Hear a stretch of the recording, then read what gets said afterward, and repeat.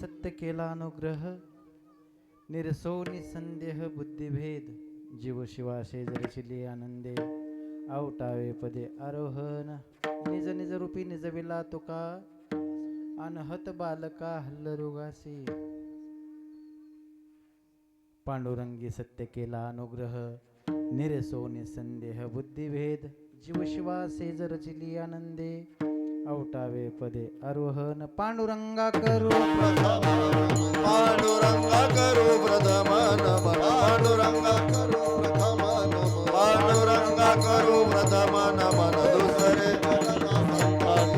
दुसरे चरण संतती दुसरे चरण संतती त्यांच्या कृपादान कसे चालित त्यांच्या कृपादान कसे जावीस त्यांच्या कृपादान कसे त्यांच्या कृपादान कसे जावीस बाबाजी सद्गुरुदास बाबाजी सद्गुरुदास तुका बाबाजी सद्गुरुदास तुका पांडुरंगी सत्य केला अनुग्रह निरसो निसंदेह बुद्धिभेद जीव शिवा शेजरचिली आनंदे आवटाये पदे आरोहण मुक्त कैवल्य तेजोनिधी भगवान श्री ज्ञानोबाराय जगद्गुरु श्री संत तुकोबाराय आदी करून सर्व संतांच्या चरणी नतमस्तक होऊन मायबाप श्रोत्यांना अभिवादन करून या कीर्तन निरूपणासाठी गायला गेलेला अभंग जगद्गुरु तुकोबाराय यांचा असून या अभंगाद्वारे जगद्गुरु महाराज माझ्यावरती पांडुरंगाची कृपा कशी झाली, भेद कसा मावळला, मी स्थिर कसा झालो, आता मी कसा शांत झोपलो या संबंधाने महाराज या अभंगामध्ये मीमांसा करत आहेत.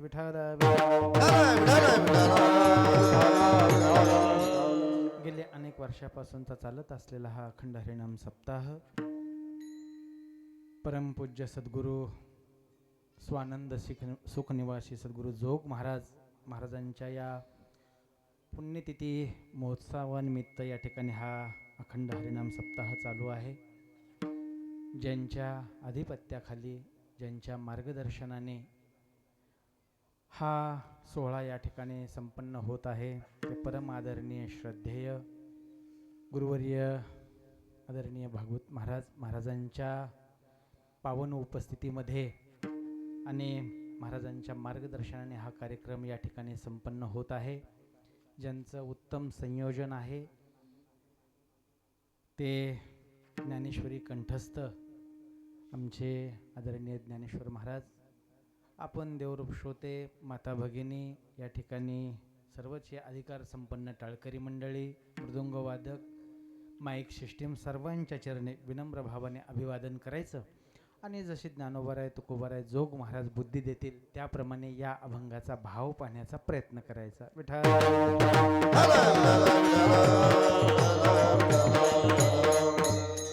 परमार्थामध्ये आपण जोडल्या गेलेलो आहोत. आपला परमार्थ चालू झालेला आहे. कोणाचा परमार्थ हा 40 वर्षाचा, कोणाचा 50 वर्षाचा, काय असेल तर पण आपला परमार्थ चालू झाला. खऱ्या अर्थाने आपण 2 कारणांनी या परमार्थामध्ये जोडलेले आहोत. पहिलं कारण आहे की आपल्या अनंत जन्माची पुण्याई म्हणून या ठिकाणी आपला परमार्थामध्ये प्रवेश झालेला आहे. परमार्थामध्ये प्रवेश तर झाला आहे आपला, आपण परमार्थ करतोय. आणखी 2 कारणं सांगितले. 2 कारणाने मनुष्य या परमार्थाशी जोडला जातो. ते एक सकाम पुण्याई. सकाम पुण्याचा उदय झाला म्हणून तर आपलं या धर्ममंडपामध्ये येणं घडलं. सकाम पुण्याचा उदय झाला म्हणून तर आपण परमार्थाशी जोडल्या गेलो. सकाम पुण्याचा उदय झाला म्हणून तर आपली नाळ या परमार्थाशी जोडल्या गेली. सेवा, दान, अन्य आपण जे परमार्थाचे सर्व साधन आहेत ते करण्यासाठी म्हणून तयार झालो. त्याचं कारण आहे की सकाम पुण्याचा उदय झाला. पण नुसता सकाम पुण्याचा उदय होऊन चालणार नाही, तर या ठिकाणी आल्याच्या नंतर निष्काम पुण्याचा उदय होणं गरजेचं आहे. निष्काम पुण्याचा उदय म्हणजे काय? कधीतरी आपल्या उद्धाराच्या संबंधानं आपल्याला काळजी वाटली पाहिजे. कधीतरी माझा उद्धार झाला पाहिजे, मला देव भेटला पाहिजे, कधीतरी साधू मला भेटले पाहिजेत, माझ्यावरती त्यांनी कृपा केली पाहिजे.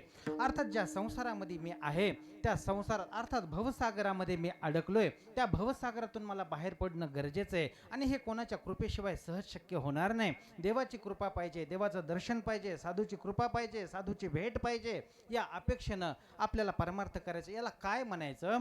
ज्या वेळेस आपल्या अंतःकरणामध्ये आपल्या उद्धाराच्या संबंधानं जी तळमळ जागी होईल त्याला असं म्हणायचं की निष्काम पुण्याचा आता उदय झाला. जोपर्यंत निष्काम पुण्याचा उदय होत नाही तोपर्यंत आपला परमार्थ हा फार दूर आहे आणखी. उद्धाराच्या पासून आपण फार आणखी दूर आहेत, कोसो दूर आहेत. म्हणून आपला उद्धार व्हावा ही जर अंतःकरणामध्ये तळमळ असेल तर असं समजायचं की आपण आता नजदीक आलेलो आहोत. आणि म्हणून या ठिकाणी आपण या परमार्थाशी जोडल्या गेलो ते दोन कारणाने.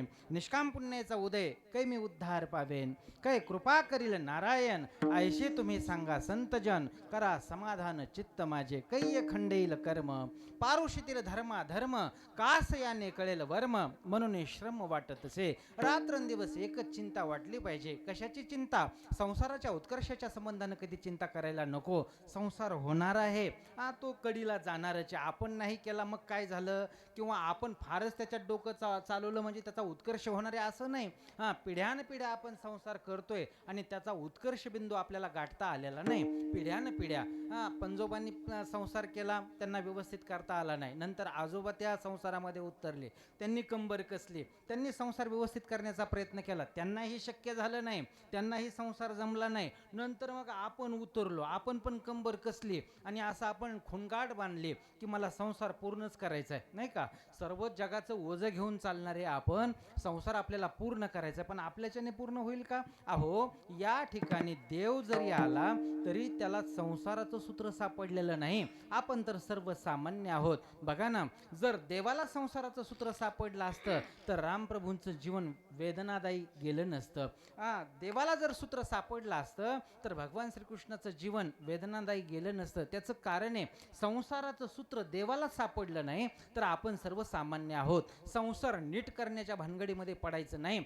जसा संसार होईल तशा पद्धतीनं तो करायचा आहे. पण सर्वात महत्त्वाची गोष्ट, आपल्याला हा जो देह मिळाला आहे तो अनमोल आहे, त्याचं सार्थक झालं पाहिजे. जोपर्यंत आपण संत सानिध्यामध्ये जात नाहीत, जोपर्यंत संतांची आपल्यावरती कृपा होत नाही, त्या देवाची भेट होत नाही, तोपर्यंत आपलं जीवन अधुरं आहे. त्याच्यासाठी संतांची भेट व्हावी, संतांची कृपा व्हावी, त्याच्यासाठी तर म्हणून आपण या परमार्थामध्ये आहोत. परमार्थ करत असताना एक डोक्यात ठेवायचं, देवाकडे संसाराच्या उत्कर्षाने काही मागायचं नाही. एकच देवाकडे नित्य मागायचं, देवा या जगामध्ये तुझ्याशिवाय आमचं कोणी नाही बरं. तूच तारणहार आहेस आमचा. आम्ही या संसारामध्ये आलोय, संसारामध्ये अडकलोय. आमचं पूर्व प्रारब्ध म्हणा, अन्य काय म्हणायचं तर म्हणा, कर्म अकर्म प्रारब्ध पाप पुण्य या काय गोष्टी असेल त्यामुळं आम्हाला इथं येणं घडलंय. कुठल्या यातीत कुठल्या जातीत आमचा जन्म झाला, बस आता फक्त एकच गोष्ट आहे देवा, या ठिकाणी तू पाठवलं ना, तू सांभाळण्याचं काम कर आम्हाला, असं रोज बोलायचं. प्रार्थना काय करते? प्रार्थना देवापर्यंत घेऊन जाते. प्रार्थना काय करते? इच्छित स्थळी प्रार्थना घेऊन जाते. आणखी महत्त्वाचं बोलतो, संकट आल्याच्या नंतरच प्रार्थना करायची नाही. संकट आल्याच्या नंतरच प्रार्थना करायची नाही, तो आपला नित्याचा भाग असला पाहिजे. प्रार्थना काय करते? बघा, प्रार्थना अत्यंत महत्त्वाची. आपल्याकडे प्रार्थना करा म्हणून बोलल्या जातं, पण नुसती प्रार्थना करून चालत नाही. प्रार्थनेच्या अगोदर प्रयत्न महत्त्वाचे आहेत. प्रयत्न आणि फळ याच्यातला अनुशेष भरून काढण्यासाठी प्रार्थना काम करते. विठ्ठल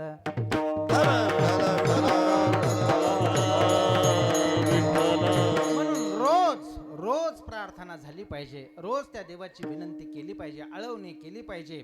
आणि जोपर्यंत आपण प्रार्थना करत नाहीत, नुसती कोरडी प्रार्थना पण चालत नाही बरं. प्रार्थनेला देखील अंतःकरणापासून ती प्रार्थना झाली पाहिजे. आपल्या अंतःकरणामध्ये ओलावा असला पाहिजे देवाच्या संबंधानं, देवभेटीच्या संबंधानं, संत भेटीच्या संबंधानं ओलावा असला पाहिजे. जोपर्यंत ओलावा उत्पन्न होत नाही ना, तोपर्यंत आपला संदेश देवापर्यंत जात नाही. थोर रामायणाचार्य, ज्यांनी रामायणाला जागतिक व्यासपीठ मिळवून दिलं, ते राष्ट्रसंत मोरारी बापूंचं एक वाक्य, हरिनाम की माला जपते जपते बेवजह आंखों में आंसू आए तो समझ लेना संदेश पहुंच गया. विनाकारण आपल्या डोळ्यामध्ये अश्रू दाटले पाहिजेत, तेव्हाच तो संदेश देवापर्यंत जातो. आपली प्रार्थना नुसती कोरडी प्रार्थना, कोरड्या प्रार्थनेला अर्थ नाही. मग या ठिकाणी प्रार्थना करायची ती अंतःकरणापासून करायची. देवा, आम्ही आता तुझ्याच नादी लागलोय, या संसारामध्ये आलोय, संसार ही उपलब्धी आहे, आम्हाला तिथपर्यंत जायचंय, संसाराचा आधार घेऊन आम्हाला साध्य काय, देवापर्यंत जायचंय. आणि असं साध्य ही खूणगाठ जर मनामध्ये बांधली तर आपला प्रवास नक्कीच सुखकर आहे. विठाल विठाल.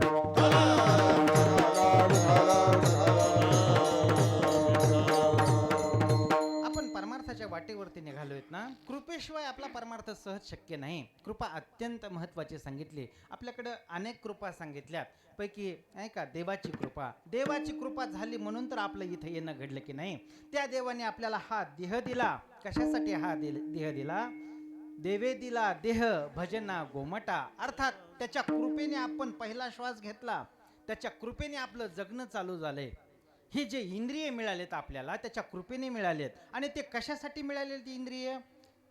दिले इंद्रिय हात पाय कान. इंद्रिय हात पाय कान. वाह, वाह. दिले इंद्रिय हात पाय कान. डोळे मुख बोलाया वचन. डोळे मुख बोलाया वचन. जन तू जोडसी नारायण. नाथे जीव भवरोग. हो दिले इंद्रिय हात पाय कान. इंद्रिय हात पाय कान. नाथे जीवन भवरोग. दिले इंद्रिय हात पाय कान. दिले इंद्रिय हात पाय कान. दिले इंद्रिय हात पाय कान. डोळे मुख बोलाया वचन. जेणे तू जोडशी नारायण. नाशे जीवपण भवरोग. जीवपण घालवण्यासाठी आपल्याला या ठिकाणी देवाने हा देह दिलाय ना, त्याचं चिंतन करण्यासाठी दिलाय ना देवाने देह. मग त्याचं चिंतन झालं पाहिजे. तुम्हाला सांगू, परमार्थ हा नजरेचा करायचा. परमार्थामध्ये आल्याच्या नंतर नजर अत्यंत महत्वाची आहे. अंधाधुंद परमार्थ करायचा नाही. यांनी त्याला केला म्हणून आपण, आपण केला म्हणून आणखी, असं नाही. परमार्थात आल्याच्या नंतर नजर अत्यंत महत्वाची आहे. राष्ट्रसंत वेदांत केशरी रंगनाथ गुरुजी परभणीकर गुरुजींचं वाक्य गुरुजी बोलतात बघा. परमार्थ करायचा तो फलाच्या अपेक्षेने करायचा. फळ मिळालं पाहिजे परमार्थामध्ये. काय? जीवपणा घालवता आला पाहिजे आणि साक्षात आम्हाला तिथपर्यंत पोहोचता आलं पाहिजे. परमार्थाचा परमोच्च बिंदू आम्हाला गाठता आला पाहिजे. आम्हाला मोक्षापर्यंत जाता आलं पाहिजे. बघा, ते पाठामध्ये नेहमी त्यांच्या जे शिष्य मंडळी होते त्यांच्याशी संवाद करायचे आणि बोलायचे. परमार्थ कोणाचा असं म्हटल्याच्या नंतर लोकांमध्ये बरीच चर्चा व्हायची. कोणी म्हणायचं गरिबाचा, कोणी म्हणायचं श्रीमंताचा. गुरुजी म्हणायचे थांबा, परमार्थ गरिबाचा नाही आणि परमार्थ श्रीमंताचा नाही, परमार्थ नजरेचा आहे. जोपर्यंत परमार्थाची नजर येत नाही ना, तोपर्यंत आपला परमार्थामधला जो प्रवास चाललाय तो अनागोंदी प्रवास चाललेला आहे. नजर जोपर्यंत नाही तोपर्यंत कहाँ गए कहाँ नाही आणि क्या लाया तो कुछ नाही. अशा पद्धतीनं सप्ते तर चाललेले आहेत नाही का. रोजचं गर्दीच्या गर्दी. लोक विचारतात ना रात्री कसं, अहो लय गर्दी, लय गर्दी. आम्हाला परमार्थामध्ये गर्दी नको हो, गर्दी पाहिजेत. गर्दी काय करायची? गर्दीचं काही कारणच नाही इथं. जिज्ञासू, अत्यंत तीव्र जिज्ञासू पाहिजेत, ज्यांना उद्धाराची तळमळे. असेच लोक या धर्ममंडपामध्ये आले तर खऱ्या अर्थाने पुढचा मार्ग प्रशस्त होतो. नाहीतर विनाकारणच गर्दी झाली आणि वेगळ्या वेगळ्या अपेक्षा ठेवून जर परमार्थामध्ये माणसं येत असतील तर मला नाही वाटत की ते मोक्षापर्यंत जात असतील म्हणून. बरं, ते तर ते बिघडलेले, पण कीर्तन करायलाही बिघडण्याचं काम सध्या चालू केलेलं आहे लोकांनी. बरोबर आहे की नाही? अशाच पद्धतीनं चाललेले. मुद्दा आपला हा चालला की परमार्थ हा नजरेचा पाहिजे. नजरेचा परमार्थ. ज्या देवाने आपल्याला देह दिलाय तो कशासाठी दिला? त्याला जाणण्यासाठी दिलेला आहे. त्याला जाणण्यासाठी आणि जाणून परमार्थ करायचा आहे. अजाणतेपणे आपल्याला परमार्थ करायचा नाही, जाणून परमार्थ झाला पाहिजे. नाहीतर अजाणतेपणे चाललेलंच की नाही काम, काहीच माहिती नाही, चाललंय, फक्त चाललंय चाललंय. नुसतं मागं मागं चाललेलं आहे. पण मागं मागचा प्रवास नको आपल्याला. आपल्याला त्याच्यातलं वर्म कळालं पाहिजे. आणि वर्म कशाने कळतं हो?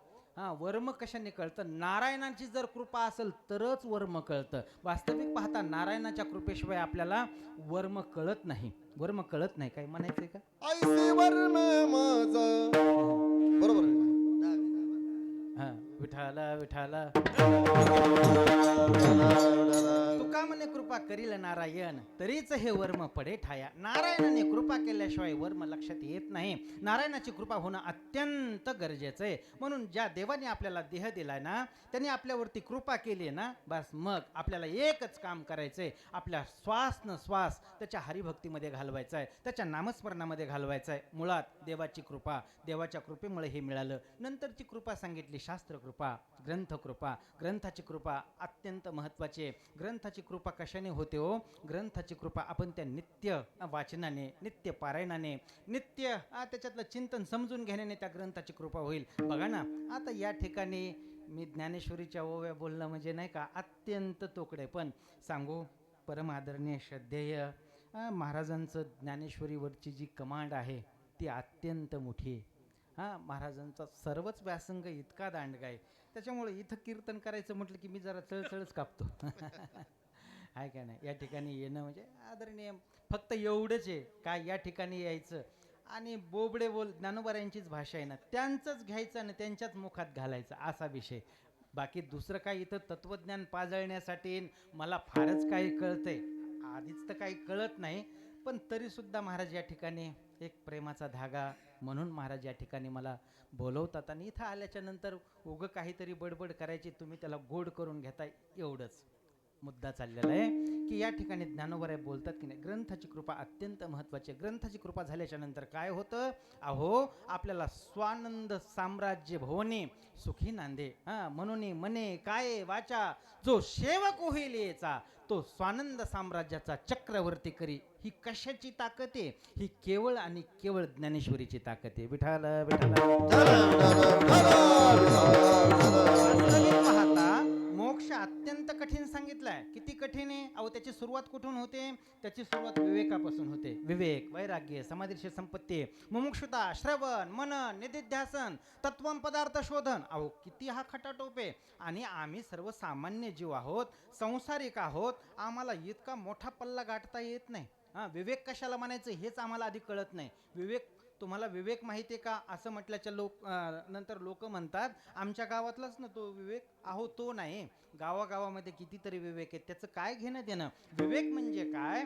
बघा, विचाराचं पुढचं व्हर्जन म्हणजे विवेक. आणि तो विवेक कुठं मिळतो? संत तेथ विवेका असणे, की जे ज्ञानोबाऱ्यांची भाषा आहे.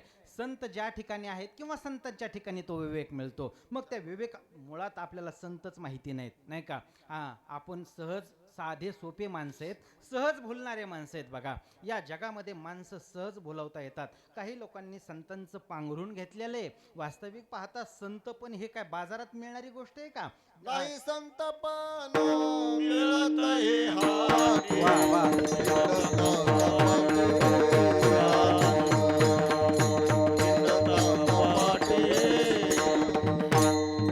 नाही संतपण मिळत हे हाती. हिंडता कपाटी राणी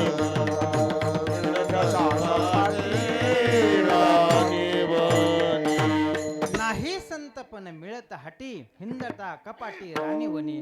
ते काय सहज मिळणारी गोष्ट आहे का संतपण? मुळात संत कळणंच कठीण आहे, अवघड गोष्ट सांगितलेली. माझा मुद्दा चाललाय की ग्रंथाची कृपा काय असते. बघा, संत कळत नाहीत, विवेक कळत नाही, मग एवढा मोठा प्रवास कधी कसा शक्य होईल आम्हाला? विवेक माहीत नाही, श्रवण कशाचं करायचंय माहीत नाही. बघा ना, तत्वम पदार्थ शोधन म्हणजे काय आम्हाला काही माहीत नाही. ज्ञानाच्या संबंधानं जर विचार केला, बघा ज्ञानच कमवायचं, एवढ्या पायऱ्या चढायच्या आणि मग ते ज्ञानाची भूमिका सांगितलेली आहे, पण ती सहजासहजी आपल्याला पार करणं शक्य नाही. वास्तविक पाहता मोक्षाच्या संबंधानं ज्ञानोबा बोलतात तो अवघड आहे, खूप अवघड आहे. मोक्ष दुराध्य किरा आहे, तो आराधी तुझे पाय धाडील तेथ जाय पायकू जैसा. अहो ज्ञानेश्वरी जर आपण रममान झालो तर तो मोक्ष अत्यंत कठीण आहे, पण तो सहज आपल्याला मिळतो. तो कशाने मिळतो? केवळ आणि केवळ ज्ञानेश्वरी वाचनाने मिळतो. म्हणजे काय म्हणायचं याला? ग्रंथाची कृपा. असे कितीतरी महात्मे आहेत, त्यांच्यावरती ज्ञानेश्वरीची कृपा झाली आणि त्यांचं जीवन सार्थकी लागलं, सार्थकी. असे कितीतरी महात्मे. ग्रंथाची कृपा, अतिव श्रद्धा त्या ग्रंथावरती असणं गरजेचं आहे. बघा ना, मनाचा मारू न करता, इंद्रिया दुःख न देता, येत मोक्ष असे आहेता. बस हा सहजपणे मिळणारा हा मोक्ष. सहज कशाने मिळतो? एवढा अवघड असणारा मोक्ष, आपल्या सर्वांनाच मोक्षाची भूक लागलेली आहे आणि सहज उपलब्ध कशाने होतो? तर ज्ञानेश्वरी वाचनाने. हा ज्ञानेश्वरीची कृपा झाल्याच्या नंतर मग आपल्याला दुसरी तिसरी कृपा कशाची करूनच घ्यायची नाही, आपल्याला कृपा करून घ्यायची ती केवळ आणि केवळ ज्ञानेश्वरीची. जे महात्मे, ज्या महात्म्यांनी ज्ञानेश्वरीचं बोट धरलं ते महात्मे नाही का जगाच्या पटलावरती तेजोमय झालेले आहेत. हा, त्यांची आजही कीर्ती आपण गातोय, त्याचं एकच कारण आहे, त्यांचा श्वास प्रश्वास म्हणजे ज्ञानेश्वरी. आज ज्यांची नाही का पुण्यतिथीच्या निमित्तानं हा आपला कार्यक्रम चालू आहे, किती मोठे रत्न दिले सद्गुरू जोग महाराजांनी, त्याचं एकच कारण आहे ज्ञानेश्वरीवरती अतीव श्रद्धा. विठाल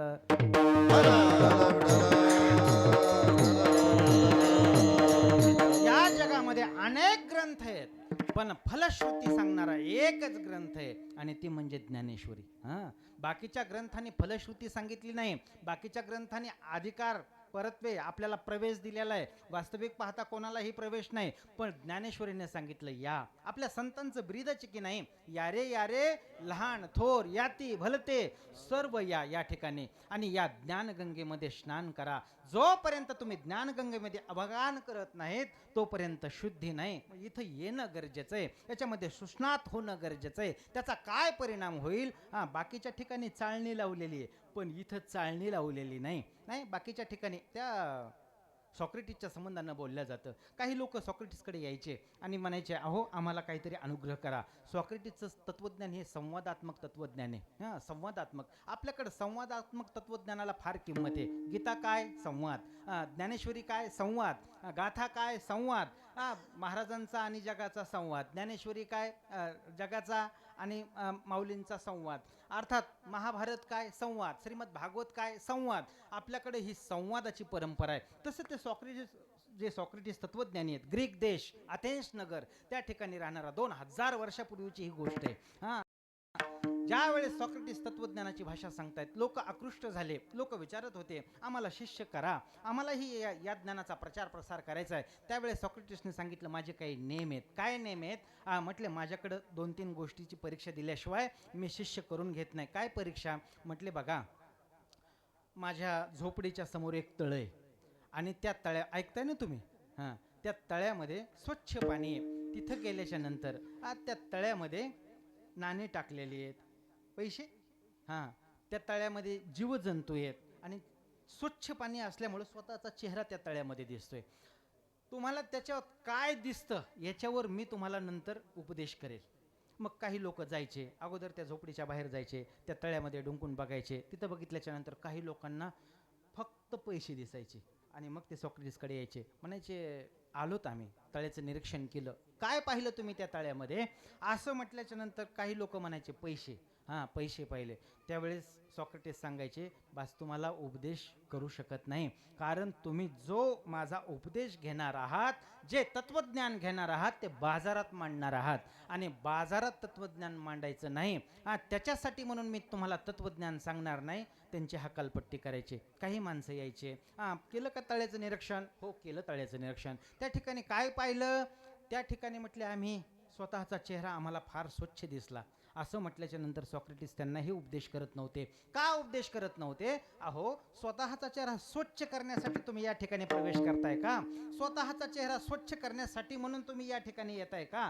तत्वज्ञान तुम्हाला शिकायचे कशासाठी? प्रसिद्धीसाठी शिकायचंय. आपला चेहरा समाजामध्ये समाजाभिमुख व्हावा याच्यासाठी म्हणून तुम्हाला यायचंय का? असं बरंच बोलायचे सॉक्रेटिस.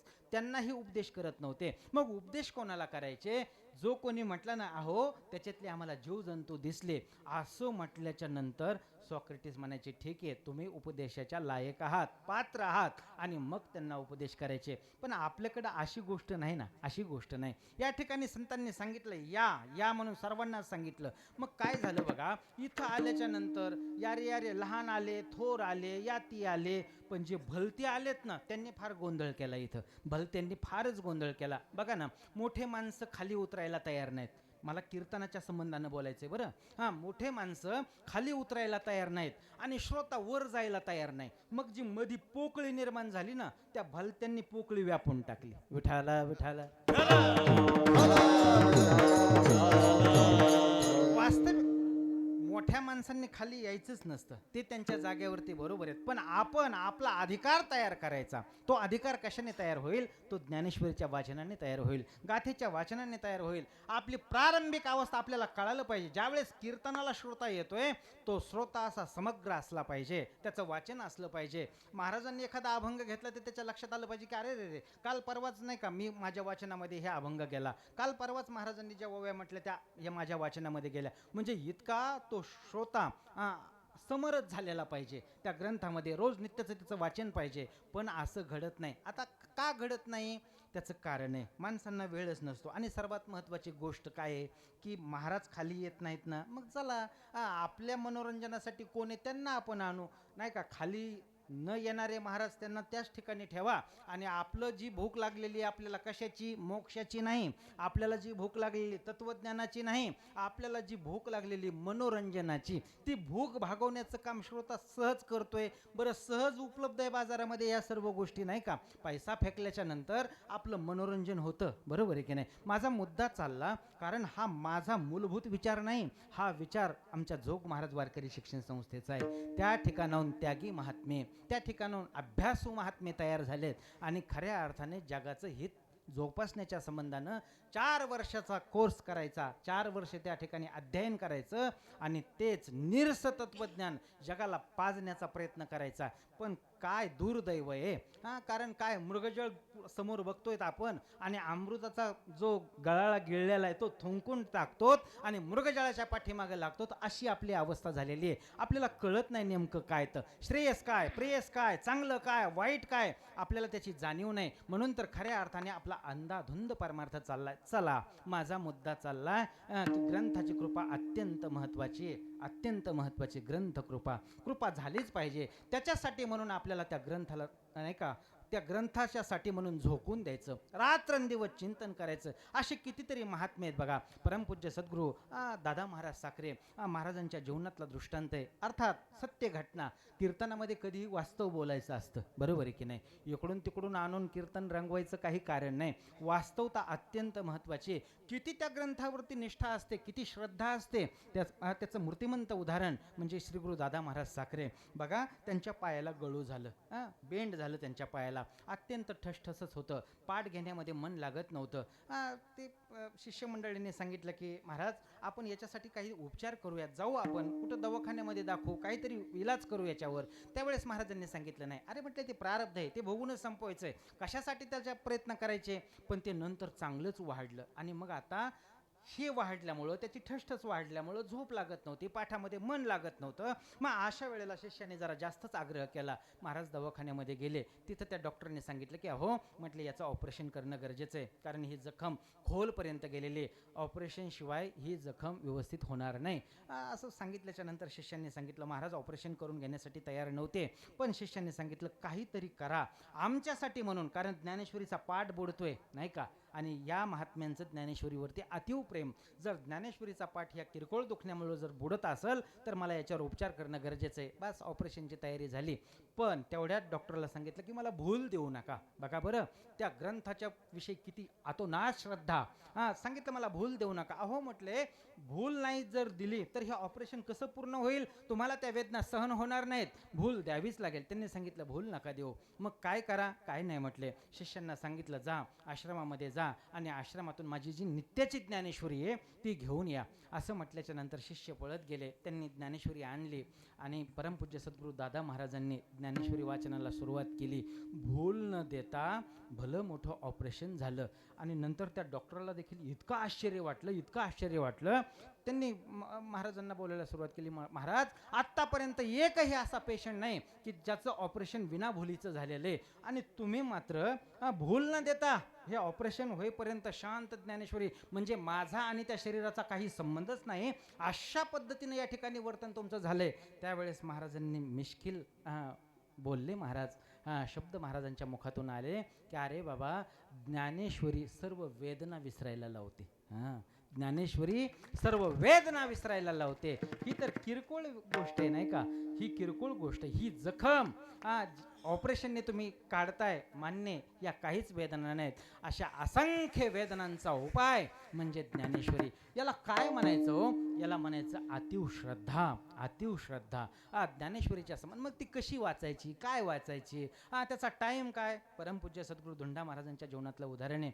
ज्यावेळेस धुंडा महाराज ज्ञानेश्वरीचा पाठ घ्यायचे, थकलेले होते, आणि तो पाठ ज्यावेळेस महाराज पाठाला बसायचे किंवा प्रवचनाला बसायचे, त्यावेळेस विना स्नान करतात महाराज बसायचे, बरं का. त्यावेळेस एका श्रोत्यांनी, आता बघा श्रोते पण अनेक तऱ्हाचे असतात, तिथं गेल्याच्या नंतर त्यांनी महाराजांना विचारलं, महाराज तुम्ही आंघोळ न करताच, म्हटले आपल्याकडचाच गेलेला असेल असं विचारणारा दुसरा कोणी नसतो. त्यांनी सांगितलं, महाराज तुम्ही आंघोळ न करताच ज्ञानेश्वरी पाठ सांगताय. त्यावेळेस धुंडा महाराजांचं अत्यंत हृदयावर कोरण्यासारखं उत्तर आहे. महाराजांनी सांगितलं, अरे बाळ, म्हटले जर एखाद्या छोट्या मुलाला भूक लागली तर ती आई असा विचार करते का की याला स्नान केलेलं नाही याने, की त्याची आंघोळ करायला पाहिजे, पूजा करायला पाहिजे, मगच त्यांनी माझं दूध प्राशन करायला पाहिजे, असा आई विचार करते का? नाही. ज्ञानेश्वरी माझी आई आहे आणि मी तिचं दूध प्राशन करतोय, त्याच्यामध्ये आंघोळीचा आडसर कुठं आणतो तो? अत्यंत महत्त्वाची गोष्ट आहे. कशी वाचायची ज्ञानेश्वरी? अर्थात आपल्यावरती कृपा व्हावी असं जर वाटत असेल तर कशीही वाचा, कशीही वाचा.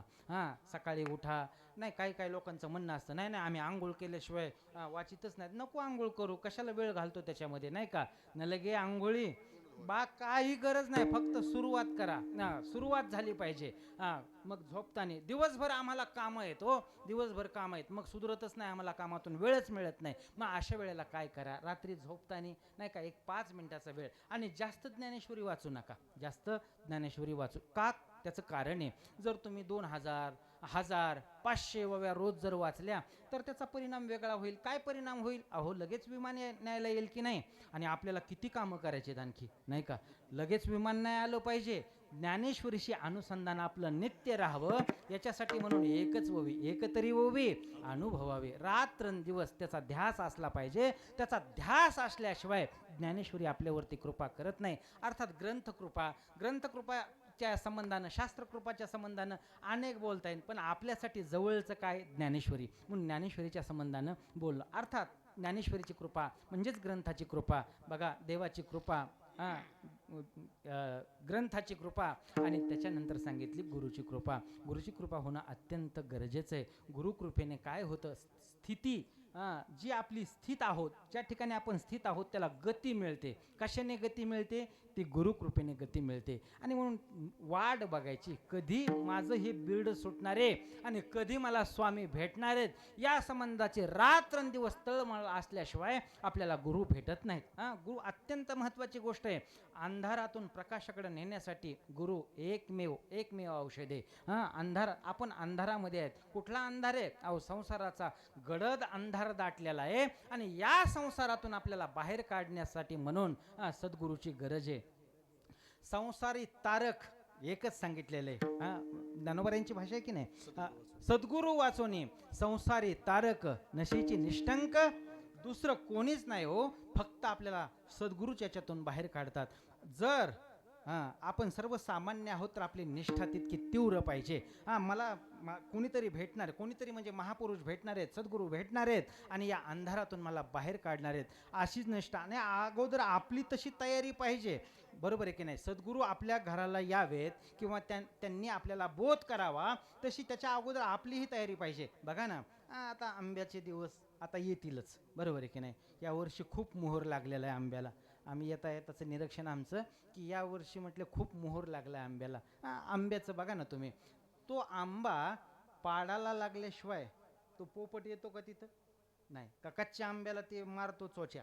असं अजिबातच घडत नाही. अगोदर आपल्याला परिपक्व व्हावं लागेल. कशाने परिपक्व व्हायचंय? आपल्याला साधनेनं परिपक्व व्हायचंय, नामस्मरणाने परिपक्व व्हायचंय, सांगू ज्ञानेश्वरी वाचनाने परिपक्व व्हायचंय. आणि एकदा का आपण परिपक्व झालो की सहज गुरुजी येतील आणि आपल्या मस्तकावरती हात ठेवतील. गुरुकृपा अत्यंत महत्त्वाची आहे, अत्यंत महत्त्वाची आहे. तुम्हाला सांगू का, आयऱ्या गैऱ्याला गुरु कधी करून घ्यायचं नाही. गुरुच्या संबंधानं बोलल्या गेलेले गुरु कसे असावेत? ब्रह्मनिष्ठ आणि श्रोत्रिय. ब्रह्मनिष्ठ म्हणजे परमात्म्याचा आणि त्यांचा संबंध असावा. परमात्म्याला जवळून ओळखणारे असावेत, बरोबर आहे की नाही. आणि श्रोत्रिय त्यांचं अनेक अध्ययन असावं, नाही का. शब्दांची त्यांच्यावरती कृपा असावी, असे पाहिजेत गुरुजी. नाहीतर मग आम्ही गुरु केला गुरुच्या संबंधानं इतकी वाताहात झालेली आहे आपल्याकडे की विचारूच नका. चांगल्या माणसाकडे आपण जात नाहीत. का जात नाहीत? नको आपल्या जवळचेच बरेत. आता पाहुण्याला आणि रावण्यांना गुरु करून घेताय का? अहो, असा महात्मा घ्या की जेणेकरून तो आपलं व्यवस्थित ऑपरेशन करेल. असा महात्मा घ्या की तो संसारातून आपल्याला सहज बाहेर काढेल. अशांनाच गुरु करा. गुरु कोणालाही करू नका. बऱ्याच वेळा आपल्याकडे महात्म्याच्या संबंधानं बोलल्या जातं ना. बघा, लय म्हटले तेजपुंज आहेत आमचे गुरुजी. तेजपुंज. दोन गोष्टी येतात, एक तपाचं तेज आहे आणि एक तुपाचं तेज आहे. माझं बोलणं कळतंय आपल्याला. तपाचं तेज आणि तुपाचं तेज. आपल्याकडचा जो समाज आहे, बहुजन समाज, तो फक्त आणि फक्त तुपाच्याच तेजाला भुललेला आहे. तपाच्या तेजाकडं, कारण त्या 10 तेनं माणसं तिकडं जातच नाहीत. त्यांना अलीकडं गोंजारणारा माणूस लागतो. गोंजारणारा माणूस. पण असं नसतंय बरं. ज्या वेळेस आपल्याला काही साधून घ्यायचंय, अशा वेळेला आपले दोष जो सांगतो त्याच्याकडे जाणं अत्यंत गरजेचं आहे. तुम्ही कुठल्या डॉक्टरची निवड करताय? गोड बोलणाऱ्या डॉक्टरची निवड करताय का मुळासकट रोग बरा करणाऱ्या डॉक्टरची निवड करताय? बोला ना. तुम्ही कधी दवाखान्यात गेलेच नाहीत का कुठले? मुळासकट जो रोग बरा करतो त्या गोड बोलणाऱ्याचं काय करायचंय? रोग तर तसाच ठेवतो आणि गोड बोलतो. आमच्या आळंदीमध्ये पण असे काही डॉक्टर आहेत, नुसते गोड बोलतात आणि त्यांच्याकडे इतके गिऱ्हाईक आहेत की विचारूच नका. आणि काही असे तज्ज्ञ डॉक्टर आहेत, त्यांच्याकडे कोणी जायला तयार नाही. दिवसाचं एखादंच पेशंट त्यांच्याकडे जाते. अशी परिस्थिती झालेली आहे. आणि प्रत्येक क्षेत्रात बोगसगिरी वाढलेली बघा, प्रत्येक क्षेत्रात. मग डॉक्टर असू द्या, वकील असू द्या, अन्य आता आपण कोरोनाचा काळ अनुभवलाय. किती बोगसगिरी. 35 स्कोरवाले माणसं खऱ्या डॉक्टरच्या सान्निध्यात गेले आणि ते परत आले. आणि ज्यांचा 2-3 स्कोर आहे, ते आता ते स्कोर होता त्यावेळेस, ते कोरोनाच्या काळातला विषय हा स्कोर, ते 2-3 स्कोरचे लोक मेले, त्यांचा विलाज नाही झाला. अर्थात चांगल्या माणसाकडे जाण्याची आपली प्रवृत्ती नाही. प्रत्येक क्षेत्रात बोगसगिरी आणि प्रत्येक क्षेत्रात म्हणजे कुठलंच क्षेत्र त्या बोगसगिरीनं सोडलेलं नाही. एवं वारकरी क्षेत्र सुद्धा, कीर्तन क्षेत्र सुद्धा या बोगसगिरीनं सोडलेलं नाही. बघा ना, डॉक्टरच्या संबंधानं एका डॉक्टरने काय केलं, नवीनच दवाखाना काढला. नवीन दवाखाना काढल्याच्या नंतर उद्घाटनाला बरेच लोक वगैरे त्याचे प्रतिष्ठित माणसं बोलवले. दवाखाना सुरू झाला. नेमकं एक गिऱ्हाईक आलं त्याला. आल्याच्या नंतर सांगितलं, डॉक्टर माझं कालपासून फारच पोट दुखतंय हो. त्यांनी सांगितलं, काय कारण, कशासाठी पोट दुखतंय तुमचं, काय खाल्लं का? ते म्हटले, काय खाण्यात नाही, रोजचं रेग्युलर जेवण आहे माझं, तरी सुद्धा माझं पोट दुखतंय. तपासलं त्यांनी आणि तपासल्याच्या नंतर गंभीर चेहरा केल्याच्या नंतर पेशंटच्या अगोदरच हातपाय गळाले. त्याला म्हटलं, का डॉक्टरांनी नाही का असा गंभीर चेहरा केला, बहुतेक काहीतरी जास्तच गडबड दिसते. डॉक्टरांनी सांगितलं तुमचं ऑपरेशन करावं लागेल. अहो म्हटले, पहिल्याच भेटीत, अगोदर कुठलाच विलाज नाही, काय तुम्ही कुठल्या गोळ्या औषध दिलेलं नाही आणि पहिल्याच भेटीत ऑपरेशन, पहिल्याच ऑपरेशन नाही. म्हटलं करावं लागेल म्हटल्याच्या नंतर काय इलाज असतो का त्या ठिकाणी? मग त्याला त्या ऑपरेशन थिएटरमध्ये नेलं त्या पेशंटला. तिथं गेल्याच्या नंतर आता पहिलंच ऑपरेशन होतं. त्यांनी तिथं त्या ऑपरेशन थिएटरमध्ये हार आणून ठेवलेला, भला मोठा हार होता, टाटामध्ये पाहिला. यांनी भूल देण्याच्या अगोदर ह्या पेशंटने त्या हाराकडे पाहिलं आणि डॉक्टरला सहज विचारलं, डॉक्टर साहेब तो हार कशासाठी हो? त्यांनी सांगितलं, हे ऑपरेशन माझं पहिलं आहे, सक्सेस झालं तर मला, नाहीतर मग तुला. विठाला.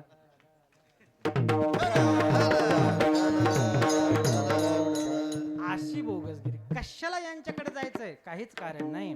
आपल्याला अंधारातून बाहेर काढणारे गुरुजी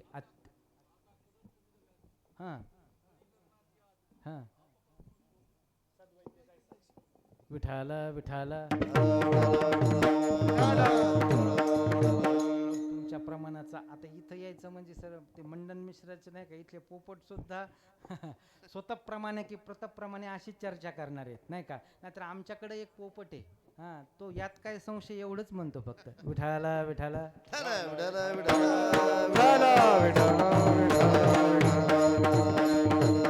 तुम्हाला सांगू का, ती नवीनच कॅसेट निघालेली होती, ती खूप वेळा मी ऐकली होती. यात काय संशय, जाऊ द्या तो संशय. मुद्दा चालला. महाराजांनी चांगली ओवी दिली या ठिकाणी. अर्थात ते असंच श्रोते कुठं तयार आहेत आणखी नेवासा साईडला इतके श्रोते तयार आहेत. तिथं गेल्याच्या नंतर ज्ञानेश्वरीच्या बोव्या महिला देतात बरं का, महिला देतात. हां, आणि तुम्हाला एक गोष्ट सांगू का, महाराजांनी जी ज्ञानेश्वरी महाराजांच्या मुखोद्गते, त्यांच्या जिभेवर सतत ज्ञानेश्वरी, त्यांच्या डोक्यात ज्ञानेश्वरी सतत आहे. मला वाटतं इथं आल्याच्या नंतर पण बाहेरच्या येणाऱ्या कीर्तनकाराला जरा जरब बसली पाहिजे की अहो तिथले श्रोते तयार आहेत, खालून प्रमाण देतात, खालून ओव्या देतात. अहो श्रोते देतात यात काय नवल, आमच्या माता भगिनीसुद्धा ओव्या देतात. अशी ख्याती झालीच पाहिजे इथली, कारण आदरणीय महाराजांचा खूप दरारा आहे, खूप दरारा बाहेर. हां, त्याच्यामुळं तो दरारा आपणही टिकून ठेवायचा. बाकी दुसरं थोडंच, आपल्याला त्यांच्या विचाराचं वंशज व्हायचं आहे. हां, बरोबर आहे की नाही, त्यांचे विचार अंगीभूत आपल्याला बांधायचे आहेत. अर्थात ज्ञानेश्वरीच्या संबंधानं विठाला विठाला कृपेच्या संबंधानं आपलं बोलणं आहे, कृपेच्या संबंधानं गुरुच्या संबंधानं. नाही तर बऱ्याच वेळा आपली फसगत होते, नाही लक्षात येत आपल्याला, आणि बोगसगिरीकडे समाज झुकल्या जातो. म्हणून अशाला गुरु व्यवस्थित ओळखता आले पाहिजेत. गुरु हा शिष्याच्या हिताच्या संबंधानं सदैव जागा पाहिजे, सदैव जागा. हां, तुम्हाला सांगू का, गुरुजी शिष्याच्या हिताच्या संबंधानं जागे नाहीत जागे. कारण शिष्य फक्त एक आपलं साधन आहे उपजीविकेचं, असंच मानणारे लोक आहेत की नाही. हां, असं मानणारे लोक आहेत. पण आणि समाजही किती भोळा हो, किती भोळा, किती गर्दी होते. बरं आपले पुरत नाहीत म्हणून बाहेरचे लोक किती आपण नादी लागतो, बरोबर आहे की नाही. वास्तविक आपला जो मूलभूत विचार आहे ज्ञानेश्वरीचा, मूलभूत विचार आहे गाथेचा, त्याला डावलून दुसरं काही करायलाच नाही पाहिजे. मूलभूत विचार आहे भागवताचा, एकनाथी भागवताचा. पण हे न करता आपण तिसरीकडेच धावतोय. आता प्रत्येक सप्ताहामध्ये वेगळंच वातावरण झाले. कशाचं वातावरण नाही म्हटले, शिवपुराण. इतकी गर्दी, तो पॅटर्न आपला नाहीच. शिवपुराण हा पॅटर्न आपला नाही. आपल्या महाराष्ट्राची अस्मिता जर आपल्याला जपायची असेल तर ज्ञानेश्वरी आणि गाथा, श्वास आणि प्रश्वास आपला, ते जपणं अत्यंत गरजेचं आहे. उगा एखाद्या लाटेवर स्वार होऊ नका आणि विनाकारण भावनेचे बळी होऊ नका. हां, लाटेवर स्वार व्हायचं नाही. अहो आपल्याकडे तत्वज्ञानाची परंपरा सांगितलेली आहे, डोळस परंपरा सांगितलेली आहे. ज्ञान काही सहज मिळत नाही. ते इतकं सोपं नसतं. जया ज्ञाना लागी गगन गिळितात योगी, स्वर्गाची आडवंगी उमरडोनी. इतकं ज्ञान कठीण आहे आणि सहज त्या कथेमध्ये संदेश दिला जातो. काय नाही, एक लोटा जल समस्या का हल. असं कधी होईल का बाबा, इतकं सोपं आहे का ते. आणि समस्या एका कथेने तुमच्या 2 शब्दाने जात असेल तर या जगामध्ये समस्याच उरल्या नसत्या, बरोबर आहे की नाही. असं कधीही घडत नसतं. त्याच्यामुळे कोणाच्याही नादी लागण्याचं काम नाही. डोळसपणे आपल्याला परमार्थ करायचा आहे आणि गुरु डोळसपणे शोधायचा आहे. आपला मुद्दा चालला स्थितीतून गतीकडे जाण्याचा. गती देतात, जीवनाला गती देतात. त्याच्यातही 4 प्रकार केलेले आहेत बघा. पुरुषार्थ, प्रयत्न, प्रतीक्षा आणि त्याच्यानंतर सांगितले प्राप्ती. हां, पहिलं पुरुषार्थ. काय पुरुषार्थ बघा, पुरुषार्थ करायचा आहे. ज्या संसारामध्ये आपण आहोत त्याच्यातून पटकन आपल्याला बाहेर यायचं. एवढंच नाही, ज्या व्यसनामध्ये आपण आहोत त्या व्यसनातून पटकन बाहेर यायचं, असा परिणाम झाला पाहिजे. एक वाक्य नाही का, जीवपणाला घात करण्यासाठी एकच वाक्य पुरुष आहे की नाही. तुका म्हणे कानी ऐकिली मात.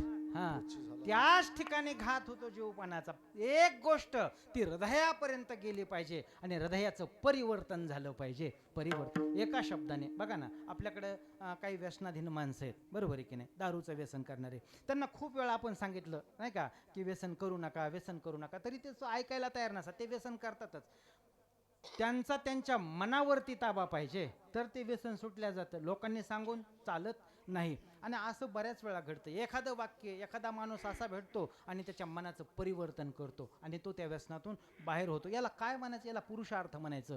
जी गोष्ट जडलेली आहे त्याच्यातून बाहेर येणं आणि चांगली गोष्ट मिळवणं, याला पुरुषार्थ म्हटलेलं आहे आपल्याकडं. हां, बघा ना, वाल्मिक ऋषीच्या संबंधानं बोलल्या जातं. बघा, वाल्मिक महर्षी, पूर्वाश्रमीचं नाव रत्नाकर, संसारामध्ये अत्यंत लिप्त. एवढंच नाही तर काय काय केलं नाही हो त्यांनी, बरोबर आहे की नाही. पण नारद महर्षी भेटले आणि नारद महर्षींनी त्यांना सांगितलं, मंत्र दिला, राम राम. तो राम रामही म्हणत नव्हता, मरा मरा म्हणायचे.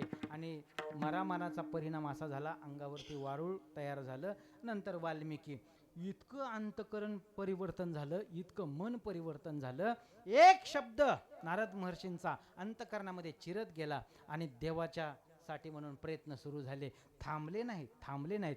किती अंतःकरणाचं परिवर्तन झालं ज्यावेळेस ते त्यांच्या आश्रमामध्ये बसलेले आहेत. आश्रमामध्ये बसल्याच्या नंतर बघा बाहेरून एक पारधी आला आणि झाडावर एक क्रौंच नावाचा पक्षी होता. त्या पक्षाला बाण मारला. तो पक्षी खाली पडला. रक्तबंबाळ झाला. त्याचं रक्त बाहेर येऊ लागलं. अशा वेळेला ते सर्व वाल्मिक महर्षींनी पाहिलं आणि आपल्या कुटियातून बाहेर आले आणि त्या पारद्याला बोलू लागले, अरे पारद्या, हा बाण तू त्या पक्षाला नाही मारला, तो मला मारला. किती परिवर्तन झालं. रोज माणसं मारणारा माणूस, तडफडून माणसं मारणारा माणूस, पण आज पक्षाला बाण लागलाय आणि तो म्हणतो त्या पक्षाला बाण लागला नाही तर तो बाण मला लागलाय. हे अंतःकरणाचं परिवर्तन. याला काय म्हणायचं? याला पुरुषार्थ म्हणायचं. विठाल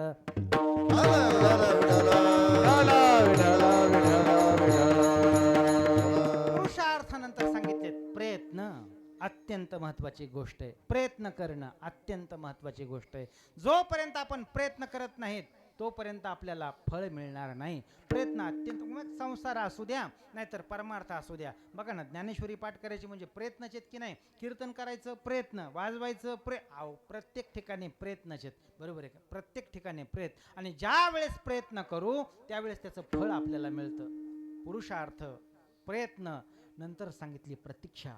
खूप वाट बघायची. किती वाट बघायची? शबरीने वाट बघितली की नाही?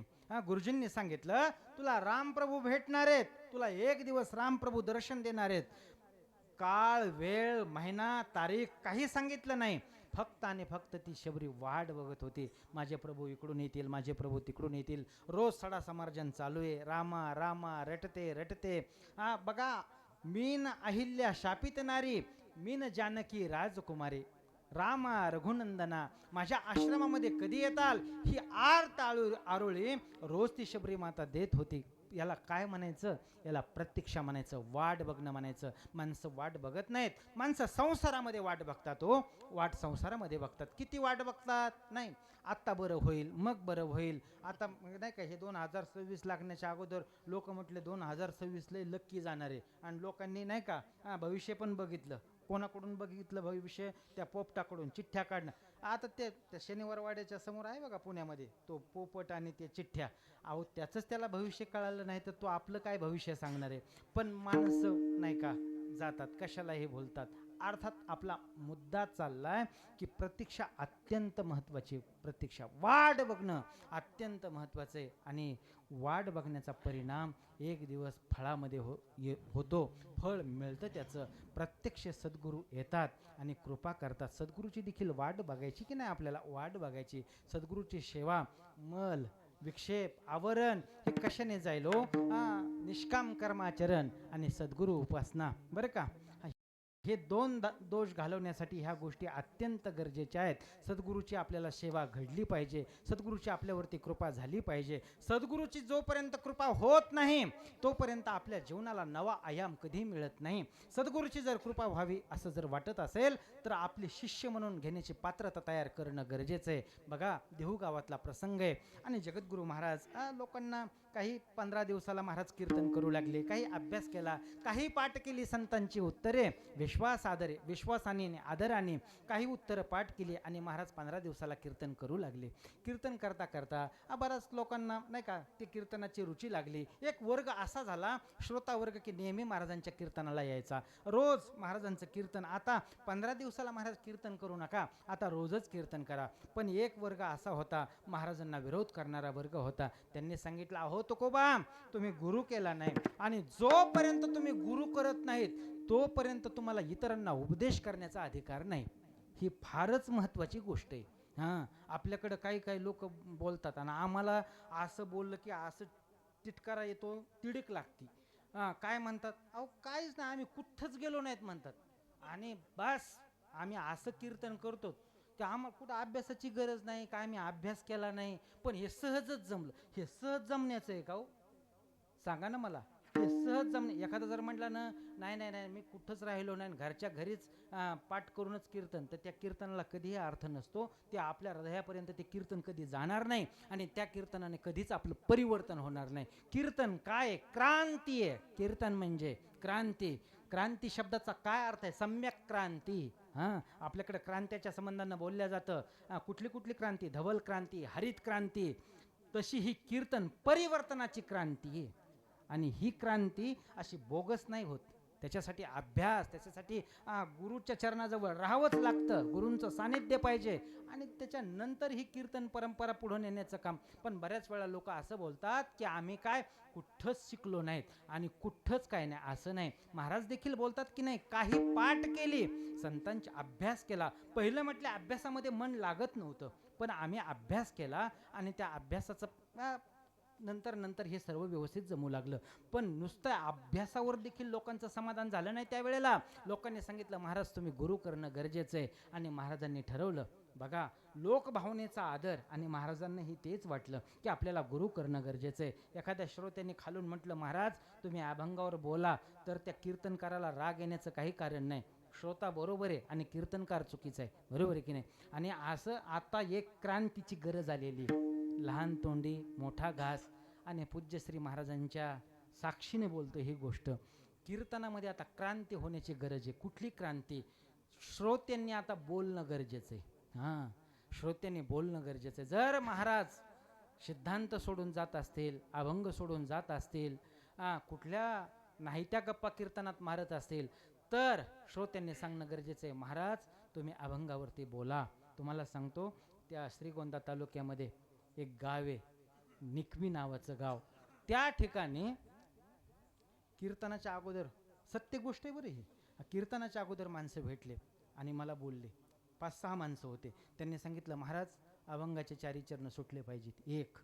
दुसरी गोष्ट, आई बाप देश गाय माय याच्या संबंधानं काही बोलायचं नाही. जो तुमचा अभंग घेतला त्या अभंगाचंच निरूपण झालं पाहिजे, बरं का. हां, देशावरचं प्रेम आम्हाला आहे, आई आम्ही पण सांभाळतो, बाप आम्ही पण सांभाळतो, बाकी तू गाय आमच्या दारात येत म्हटले, तुम्ही सांगण्याची गरज नाही आम्हाला. फक्त एक गोष्ट, तो जो तुम्ही अभंग घेतला त्या अभंगाच्या संबंधानं चिंतन झालं पाहिजे. हां, आदबा तदबा बोलायचं नाही, फाजील विनोद करायचे नाहीत, सर्व सूचना. म्हटलं तुम्हाला आता मी गाडीत घेऊनच फिरतो. हां, प्रत्येक गावात तुमच्यासारखे 4-2 माणसं तयार झाले ना, कीर्तन सुतासारखं सरळ होईल. विठाला विठा.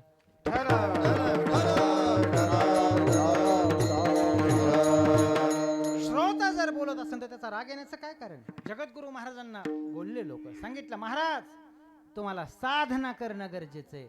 असं म्हटल्याच्या नंतर महाराज थांबले नाही. लोक भावनेचा आदर की महाराज निघाले साधना करण्यासाठी. आणि महाराजांना तेच वाटलं की व्याप्ती झाली पाहिजे, व्यापकपणा आला पाहिजे, संकोचित कुठपर्यंत राहायचंय. महाराजांचं जीवन चरित्र आहे. आणि महाराज भामचंद्रावरती साधना करण्यासाठी गेले. अभंग कोरलेला आहे त्या ठिकाणी. भामगिरी पठारी वस्ती जाण केली, वृत्ती स्थिरावली परब्रह्मे, विंचू सर्प येऊनी अंगाशी झोंबले, पिडूजे लागले सकळीक करपुरी दीपकी, तैसा पै निमाला तैसा देह झाला तुका म्हणे. 15 दिवसा माझे साक्षात्कार झाला, विठोबा भेटला निराकार. त्या ठिकाणी प्रत्यक्ष साधना. किती वर्षाची साधना केली? 15 दिवसाची साधना केली. आणि 15 दिवसानंतर प्रत्यक्ष विठोबा. महिपती महाराजांच्या चरित्रानुसार पहिल्यांदा देवाने भेट दिली, ती सापाच्या रूपात भेट दिली. तुकोबरायांनी सांगितलं, देवा असे वेगळे वेगळे रूप घेऊन येण्याचं काही कारण नाही, वाघाच्या रूपात देव आले. आजही आपल्या मंदिरामध्ये जो फोटो आहे ना माऊलींच्या, बघा त्या ठिकाणी वाघ दाखवलेला आहे त्या चित्रामध्ये. पहिल्यांदा सापाची भेट, नंतर वाघाची भेट. महाराजांनी निकसून सांगितलं, देवा मला तू प्रत्यक्ष पाहिजे. आणि प्रत्यक्ष पाहिजे म्हटल्याच्या नंतर बघा ती साधना महाराजांची फळाला आली. आणि पांडुरंगाने प्रत्यक्ष येऊन महाराजांना अनुग्रह दिला, मस्तकावरती हात ठेवला. ती सर्व घटना महाराज अभंगाच्या पहिल्या चरणात. पांडुरंगे सत्य केला अनुग्रह, पांडुरंगे सत्य केला अनुग्रह, पांडुरंगे सत्य केला अनुग्रह, पांडुरंगे सत्य केला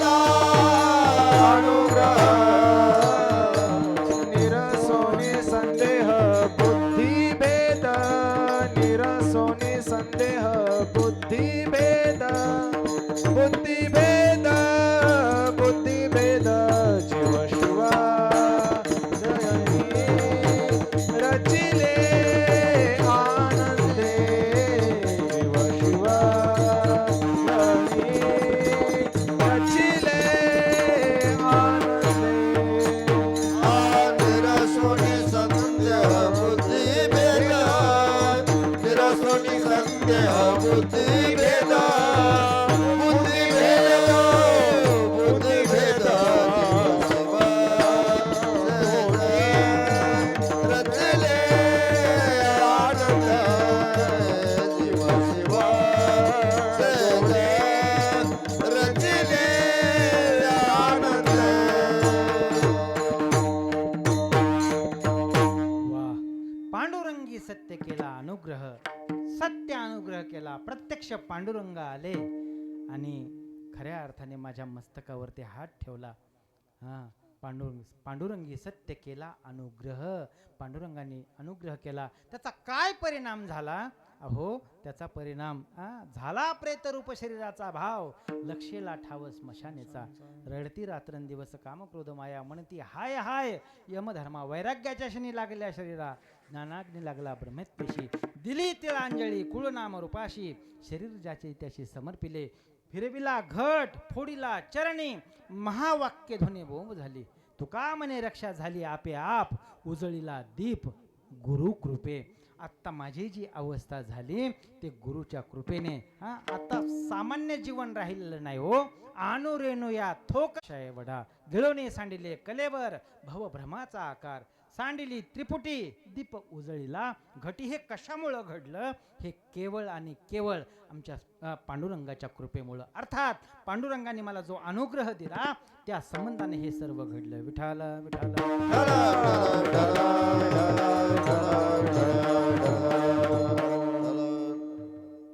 विठाल विठाल.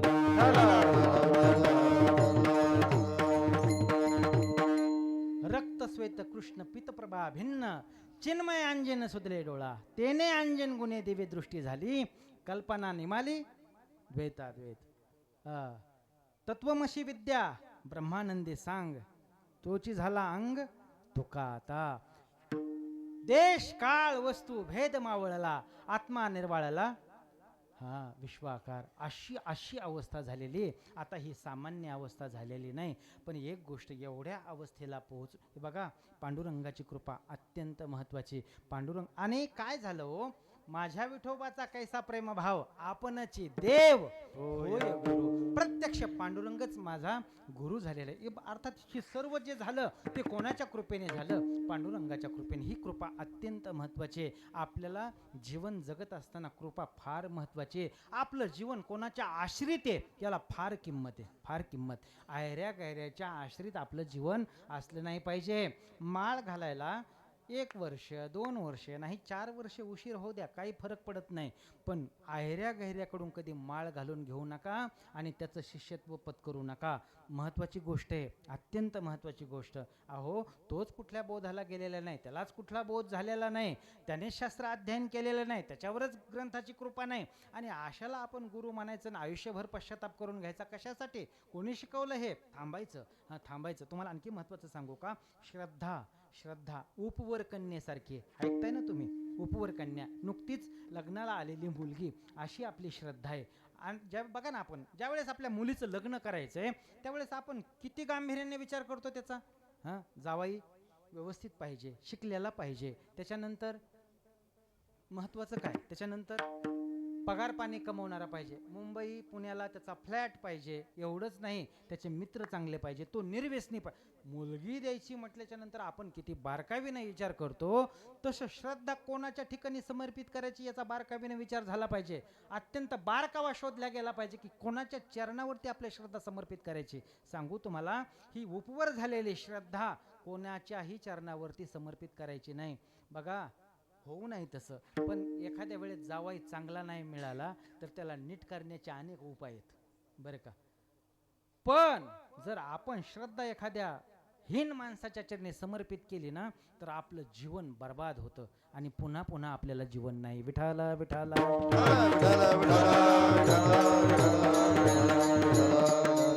शोधायचं, शोधायचं, शोधल्याच्या नंतर नक्की सापडणार आहे.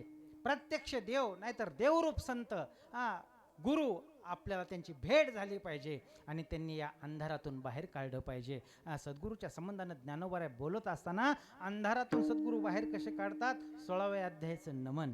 मावळीत विश्वाभासू नवल उदयला चंडांसू अद्वय अब्जिनी विकासू वंदो आता जो अविद्या राती रुसुनिया गिळी ज्ञान अज्ञानचा निया जो सुदिन करी ज्ञानी या सोबोधाचा जेने विवळती सोहळे लाहुनी आत्मज्ञानाचे डोळे सांडिती देहांतीचे आविसाळे जीव पक्षी लिंग देह कमलाचा पुटू विचुतया चिदब्रह्माचा बंदी मोक्ष जयाचा उदयला होय शब्दाच्या आसकडी भेद नदीच्या दोही थडी आरडत विरह वेडी बुद्धी वेदू तया चक्रवाकाचे मिथून साम्रश्याचे समाधान भोगवी चित गगन भुवन दिवा विठाला विठाला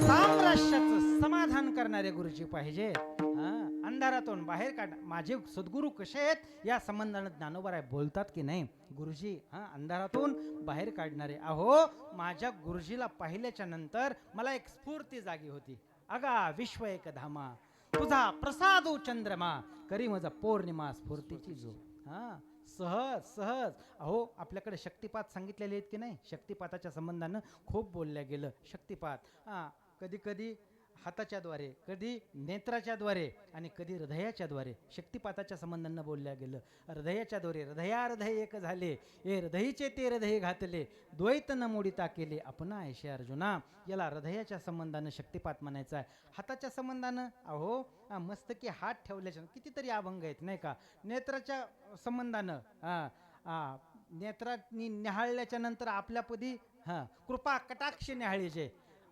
आपुल्यापदी बैसवी अशा पद्धतीनं नेत्रकृपा हस्तकृपा हृदयकृपा ह्या कृपा अत्यंत महत्त्वाच्या शक्तिपात सांगितलेला आहे आणि हा शक्तिपात प्रत्यक्ष पांडुरंगाने माझ्यावरती केलेला आहे तुम्हाला सांगू परमार्थामध्ये आधार अत्यंत महत्त्वाचा आहे जोपर्यंत परमार्थामध्ये आधार मिळत नाही ना तोपर्यंत आपली नैया डगमगते पाण्यावरील नाव आता डगमगायला लागली मग काय करायचं सद्गुरू आधार शोधायचा सद्गुरू अत्यंत महत्त्वाची गोष्ट सांगितलेली आणि आपल्याला संसार सागरातून बाहेर काढण्यासाठी म्हणून सद्गुरूची नितांत गरज आहे तुम्हाला सांगू एक शेतकरी बघा त्याच्याकडे 100 गायी होत्या ऐकताय ना तुम्ही त्याच्याकडे 100 गायी पांढऱ्या शुभ्र गायी म्हणजे जर्शी नाही अत्यंत गावरान गायी होत्या बस त्याचं संगोपन सेवा संवर्धन तो करायचा एक दिवसाचा प्रसंग चारण्यासाठी तो घेऊन गेला रोजच चारण्यासाठी जायचा पण जर आज वेगळ्या ठिकाणी घेऊन गेला तिथं गेल्याच्या नंतर त्या डोंगरावरती गायी चरतायत पण त्याच्यातली एक गाय जरा जास्तच बावणी होती बरं का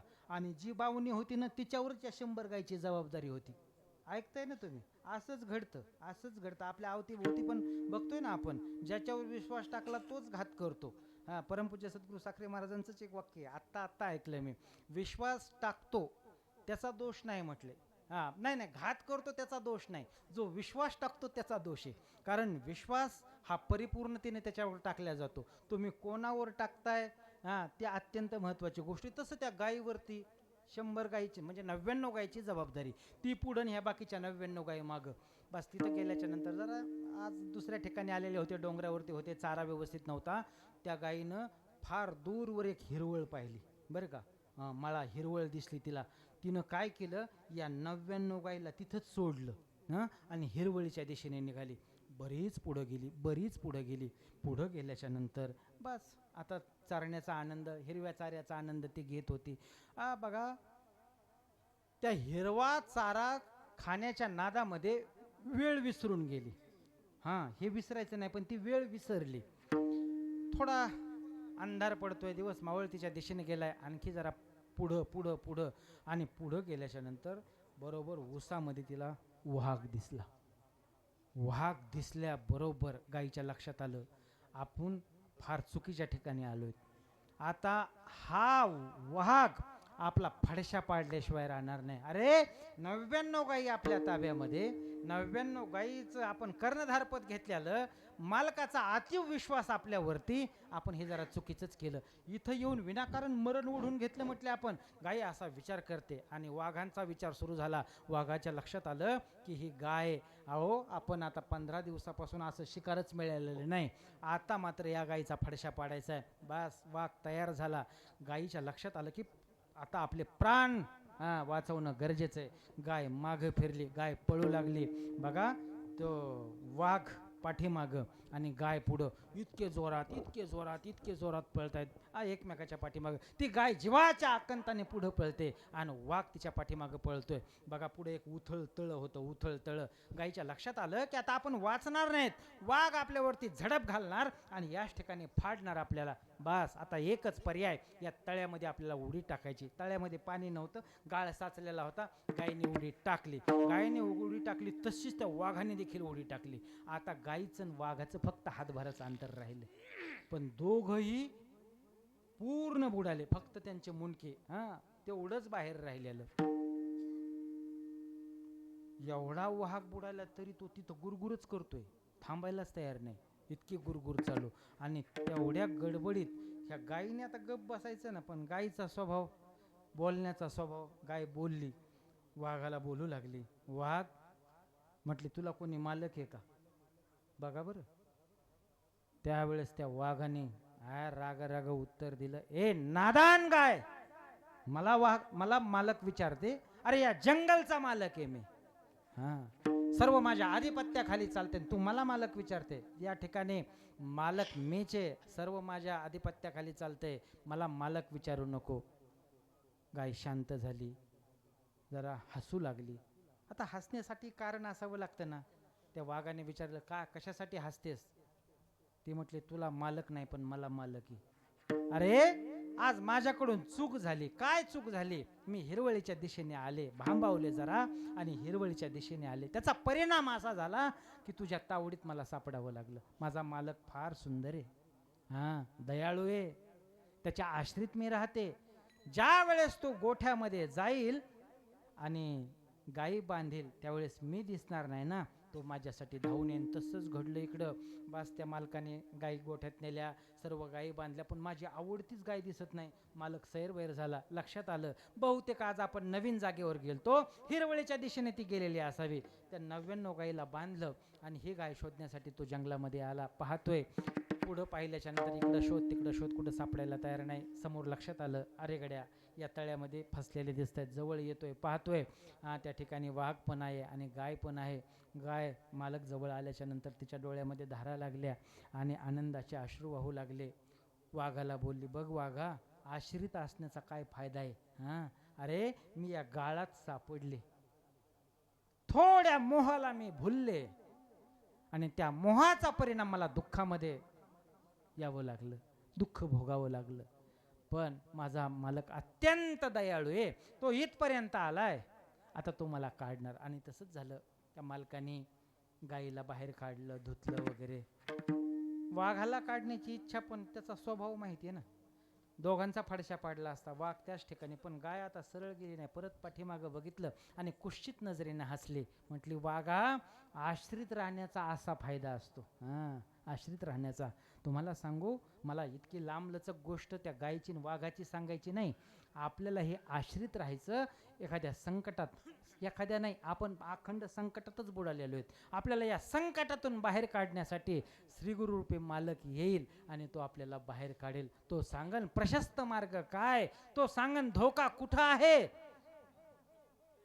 का चिखली रुतली गाय, जे बी धड भाकड ना पाहे, त्याच्या ग्लानी होय काला भुला. अर्थात या संबंधाने आपण बोललो, बरोबर आहे की नाही. ती गाय चिखलात रुतलेली आहे, तो बघत नाही मला. गाय रुतली ना, तिला बाहेर काढणं हे त्याचं परम कर्तव्य. तसंच जर शिष्य चिखलात गुंतलाय, कशाचा चिखल आहे हो? विकाराचा चिखल आहे. अहंकार, लोभ, काम, क्रोध, मोह, मत्सर, या चिखलामध्ये एखादा शिष्य गुंतलाय, चिटकलाय, त्याला बाहेर काढण्यासाठी म्हणून सद्गुरू मालक येतात आणि त्याला बाहेर काढतात. अर्थात आपल्यालाही असा आधार शोधणं गरजेचं आहे, नाहीतर मनोमार्गी गेला तो तेथे मुकला. आमच्या मनाचा परमार्थ करून चालणार नाही, तर आम्हाला परमार्थ जो करायचा आहे तो सद्गुरूंच्या आधिपत्याखाली करायचा आहे. जर आपण श्रीगुरूच्या आधिपत्याखाली जर आपल्या परमार्थाची वाटचाल केली तर आपल्या सर्वस्वाची जबाबदारी त्यांची असते. प्रशस्त मार्गाने ते घेऊन जातात. हा मोहाच्या ठिकाणी गुंतला नाही पाहिजे, मोहाच्या ठिकाणी गुंतला नाही पाहिजे, याला मोह झाला नाही पाहिजे. वासनेच्या ठिकाणी गुंतला नाही पाहिजे, या वासनेचा अंमल याच्यावरती नसला पाहिजे. त्याच्यासाठी म्हणून ते उपाय सांगतात आणि आपल्याला त्याच्यातून बाहेर काढतात. विठ्ठल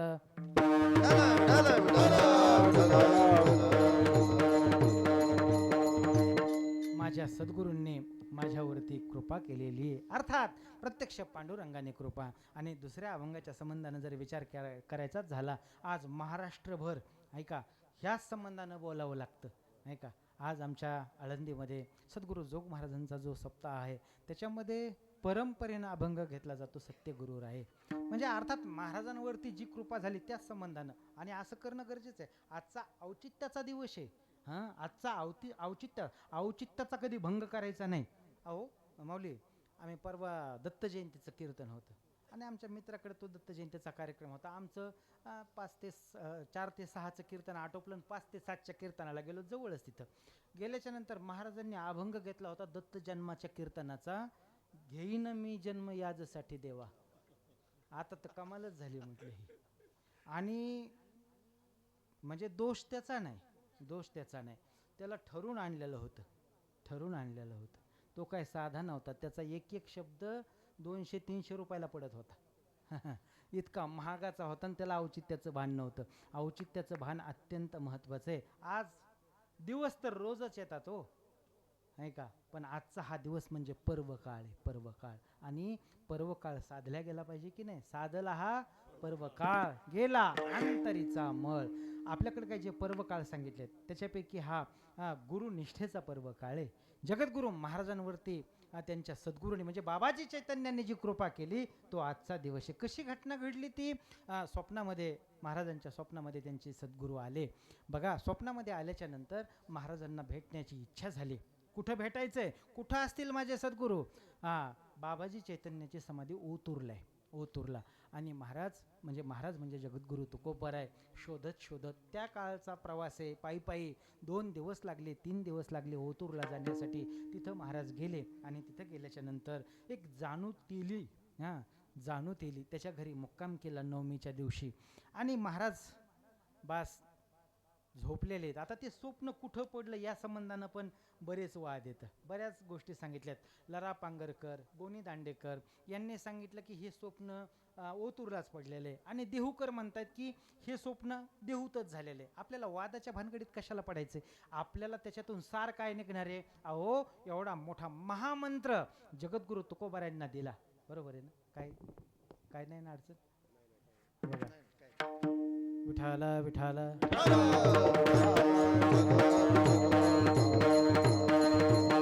महामंत्र दिलेला आहे, महामंत्र.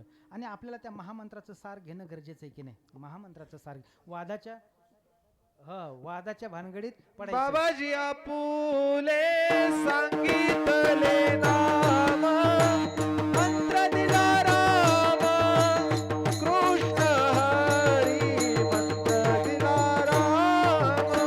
बाबाजी आपुले सांगितले नाम, मंत्र दिला राम कृष्ण हरी, मंत्र दिला राम. बाबाजी आपुले सांगितले नाम, मंत्र दिला रामकृष्ण. हे सर्व घडलंय, स्वप्नामध्ये घडलं. आणि महाराज त्या ठिकाणी ओतूरला गेलेले. पहाटे ज्यावेळेस निघालेत स्नान करण्यासाठी, मग सापडिले वाटे जाता गंगा स्नाना, मस्तकी जो जाना ठेविला कर. माझे गुरुजी भेटले, त्यांनी माझ्यावरती कृपा केली आणि त्या कृपेचा परिणामच हा झालेला आहे. काय त्या कृपेचा परिणाम झाला हो, कृपा. आपण तेच बोलत आलोत ना आता. गुरु अत्यंत महत्वाचा आहे. गुरु हा संत कोळीचा राजा, गुरु प्राण विसावा. गुरुच्या संबंधानं तुम्हाला एक गोष्ट सांगू का. आता या ठिकाणी तुम्ही ज्ञानेश्वरी जाणणारे आहात, ज्ञानेश्वरीचे अभ्यासकही आहात आणि उपासकही आहात. बघा, ज्या वेळेस गुरु शब्द येतो त्यावेळेस ज्ञानोबरायांची लेखणी थांबायला तयार नसते. गुरु संप्रदाय धर्म तेची जयाचे वर्णाश्रम, गुरु परिचर्या नित्य कर्म करीती जय.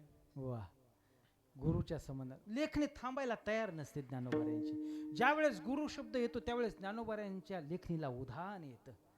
भरभरून जर विषय चाललेला असेल आणि नंतर ज्ञानोबराय कबूल देखील करतात की मी जरा थोडा बाहेर आलोय, पण बाहेर आलो ते गुरु स्तुतीच्या संबंधानं मी बाहेर आलोय म्हणजे मी काय बाहेर आलो म्हणजे फारच बाहेर नाही, पण गुरुच्या स्तुतीच्या संबंधानं. मग ज्या वेळेस गुरु शब्द येतो त्यावेळेस ज्ञानोबरांची लेखणी बहरते. गुरुच्या संबंधानं, गुरुची कृपा. आणि आजचा हा दिवस अत्यंत महत्त्वाचा आहे. हा पर्व काळ आहे. वारकरी संप्रदायाच्या दृष्टीने हा सोन्याचा दिवस आहे. गुरु शिष्य परंपरेला बळकटी देणारा हा दिवस आहे. आणि या ठिकाणी दुसरं तिसरं काही चिंतन न करता आपण या संबंधाचं चिंतन या ठिकाणी योजलेलं आहे. गुरु बघा ना, बऱ्याच वेळा त्या परिसाचं काम करतोय की नाही. अहो सर्वसामान्य जीव हा लोखंड आहे. त्याला सोनं करण्याची ताकद त्या परिसामध्ये. पण एक गोष्ट आहे, ते एका त्या लोखंडाच्या डबीमध्ये परीस गुंडाळून ठेवलेला आहे. आणि त्या गुरुजींनी सांगितलं की अरे बाबा त्या डबीमध्ये परीस आहे बरं का. त्या शिष्याने सांगितलं महाराज त्याच्यात परीस कसा असेल, कारण ती डब्बी लोखंडाची दिसते मला, नाही का. जर परीशाचा स्पर्श झाल्याच्या नंतर तिथं सोनं व्हायला पाहिजे ना, पण तरी सुद्धा ती लोखंडच का. त्यावेळेस गुरुजींनी सांगितलं बाळ म्हटले ते जे परीश आहे ना ते एका फडक्यात गुंडाळून ठेवलेलं आहे. फडकं बाहेर काढणं गरजेचं आहे आणि त्या परीशाचा स्पर्श त्या डबीला होणं गरजेचं आहे.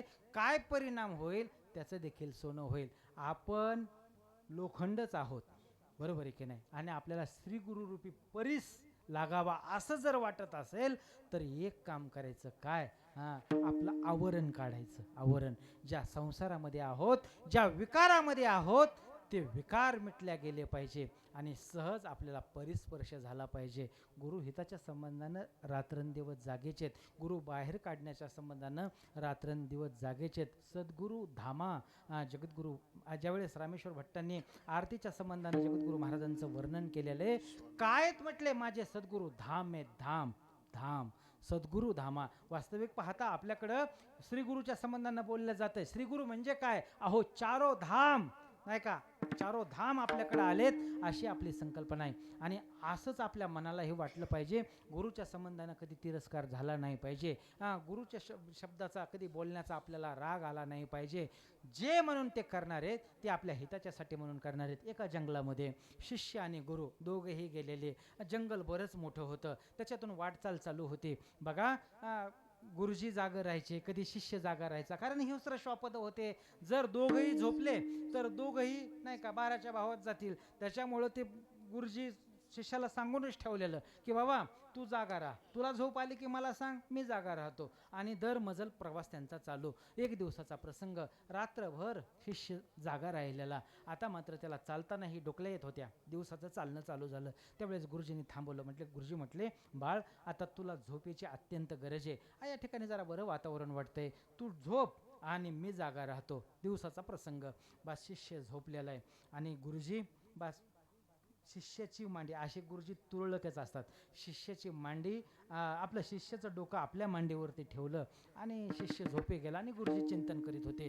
तेवढ्यामध्ये एक काळा भिन्न नाग सळ सळ सळ सळ करीत आला. जवळ आल्याच्या नंतर त्याला वाचा फुटली. त्यांनी सांगितलं हे माझं गिऱ्हाईक आहे, बरोबर याला आज संपवणं गरजेचं आहे. अशीच योजना होती. दर मजल करत तुम्ही या ठिकाणी येणार होता आणि हा माझी शिकार होणार होता. बस काळाच्या नियमानुसार मी काळ आहे आणि याला मी आता दंश करणार आहे. असं बोलल्याच्या नंतर त्या गुरुजींनी सांगितलं तुला दंश करता येणार नाही.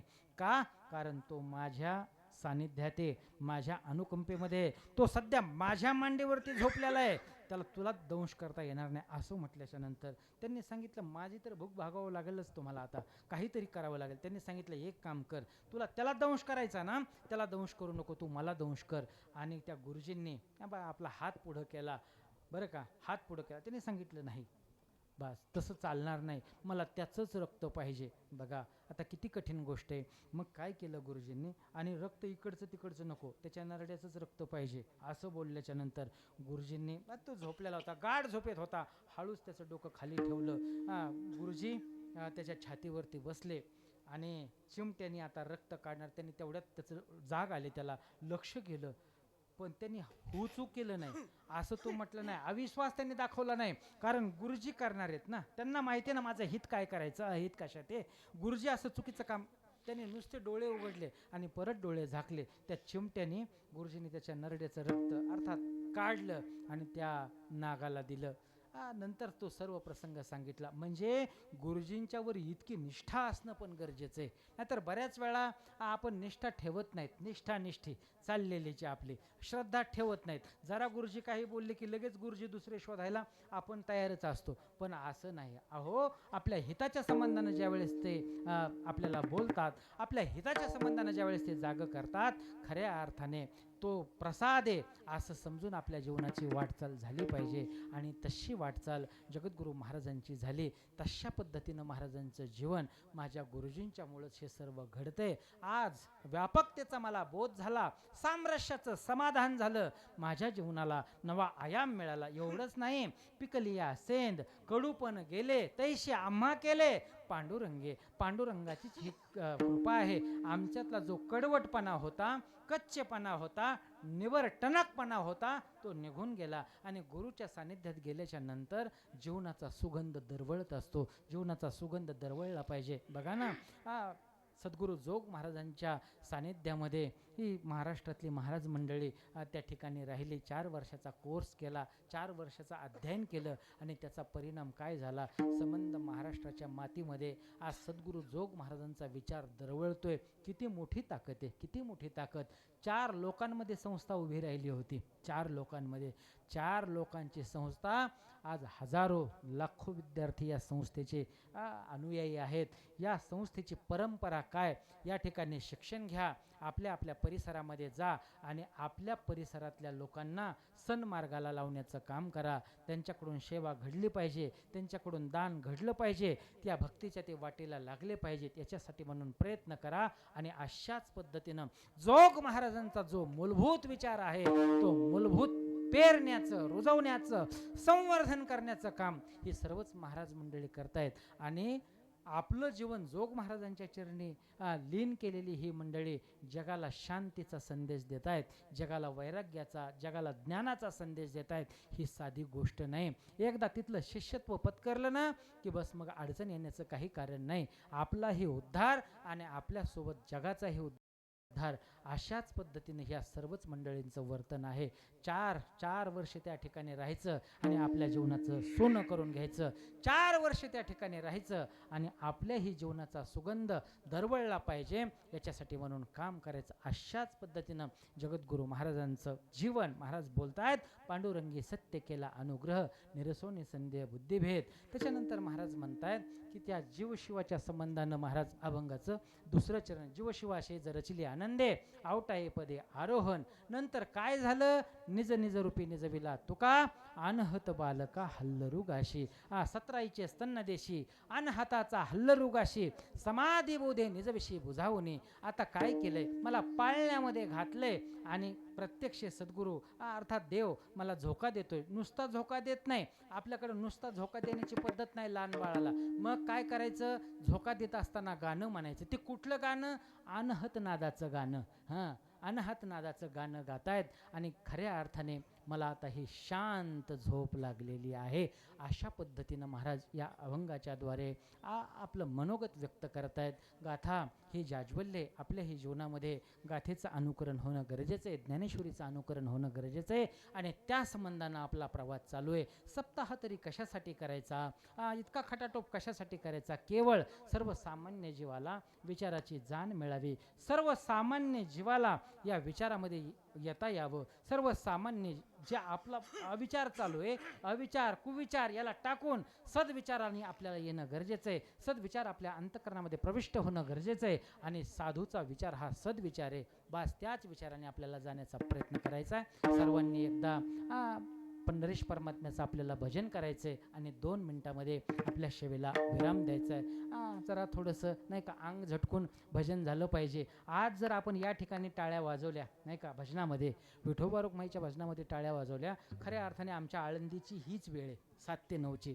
त्या ठिकाणी पण कीर्तन चालू आहे आणि आपल्या टाळ्या बरोबर आता किती वाजले? तर 8:45. बस तिथंही विठोबा रुक्माई भजनच चालू असेल. आता आपल्या टाळ्याचा नाद जोग महाराज त्या पुण्यतिथी महोत्सवात गेला पाहिजे. इंद्रायणीच्या तटावरती जो कार्यक्रम चालू आहे त्या ठिकाणी विठोबा रुक्माई भजनामध्ये आपल्याही टाळ्या संमिलित झाल्या पाहिजेत. इतक्या जोरामध्ये आपल्याला भजन करायचं आहे, कारण तिथं जोग महाराजांना देखील वाटलं पाहिजे की अरे ही ज्ञानेश्वरी सेवा आश्रमातल्या टाळ्या मला समर्पित झाल्यात. बस सर्वांनी एकदा मोठ्या प्रेमाने भजन विठोबा विठोबा रखुमाई, विठोबा रखुमाई, विठोबा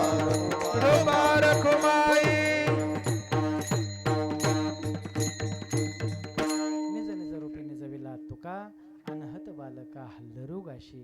अशा पद्धतीने आपण या ठिकाणी चिंतन करण्याचा प्रयत्न केला. खरं तर इथं यायचं आश्रमामध्ये कीर्तनाला यायचं म्हणजे खऱ्या अर्थाने मीच उपोद्घातात बोललो की इथं काही ज्ञान पाजळण्यासाठी तर अजिबातच नाही.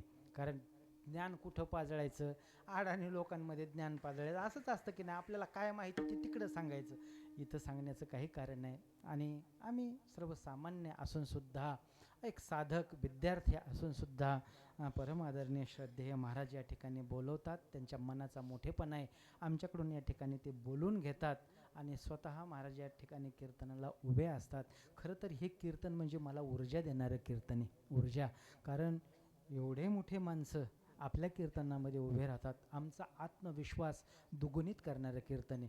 याच्यानंतर पुढं कुठं गेलो आणि कोणी जरी उभं राहिलं तरी तितका काय परिणाम आमच्यावर होत नाही. कारण ज्यांच्या ज्ञानेश्वरी कंठस्थते, गाथा कंठस्थते, ज्यांचे सर्व ग्रंथावरती संत वाङ्मयावरती कमांड आहे, अशा महात्म्यांच्या समोर आपण कीर्तन केलं, बाकीकडं काय अडचण आहे मग आपल्याला बोलायला, असा आत्मविश्वास दुगुणित होतो. खरं तर महाराजांचं हे प्रेम आहे. महाराजांचा अभ्यास मी जवळून पाहिलेला आहे. आम्ही लहान होतो, महाराज उंबरेकर अर्थात वरच्या मजल्यावर राहायचे. महाराजांच्या रूमची लाईट रात्रीच्या 2 वाजता कधी 3 वाजता बंद व्हायची. आम्ही ज्यावेळेस उठायचो नाही का, त्यावेळेस रियाजला उठायचो, त्यावेळेस पखवाजाचा प्रांत होता, रियाजला उठायचो त्यावेळेस महाराजांच्या रूममधली लाईट चालूच असायची. कधी महाराज झोपत होते आणि कधी उठत होते. ज्ञानेश्वरी ते एक बसण्याचं हे होतं लाकडी, त्याच्यावरती सतत महाराज बसलेले असायचे आणि हातामध्ये ज्ञानेश्वरी असायची. महाराजांच्याच मुखातलं ऐकलेलं वाक्य की या ठिकाणी आपण मधुकरी खातोय आणि ती मधुकरी अशी फुकट खायची नाही, फुकट खायची नाही. जर आपण मधुकरी फुकट खाल्ली तर जे लोक मधुकरी देत आहेत त्यांच्या दारात जाऊन आपल्याला ते बैल ओढून फेडावे लागेल. महाराजांचंच वाक्य आहे आणि आजही माझ्या स्मरणात आहे. म्हणून आळंदीत गेलेला विद्यार्थी त्याने अभ्यासच केला पाहिजे. बैल व्हायचं बघा ना, आमच्या कपड्याचा रंग कसा आहे, पांढरा, आणि आळंदीकडे बैल बघितले ना ते पण पांढरेच आहेत. ज्यांनी अभ्यास नाही केला, नुसतीच मधुकरी खाल्ली, तेच आहेत ती. बरोबर आहे की नाही. पण महाराजांचा संदेश, महाराजांनी हे वाक्य सांगितलं आणि ते आमच्या हृदयपटलावरती आम्ही ते कोरलं आणि तशा संबंधीनं जीवन जगण्याचा आमचा प्रयत्न आहे. महाराजांची असीम कृपा आमच्यावरती आहे, ती अशीच तेवत राहावी अशी महाराजांच्या चरणी अत्यंत नम्रपणे प्रार्थना. आणि महाराज आता खऱ्या अर्थाने वारकरी संप्रदायामध्ये पुढची पिढी तयार झाली पाहिजे या संबंधानं आमच्या माऊलीला अत्यंत विनयशीलता, अत्यंत अभ्यास, एकदम तीक्ष्ण बुद्धी. ज्ञानेश्वरी पाठ करतात नाही का, झाली जवळजवळ, आणि किती 99 पैकी 100 पैकी 90, म्हणजे इतकं असं काटोकाठ.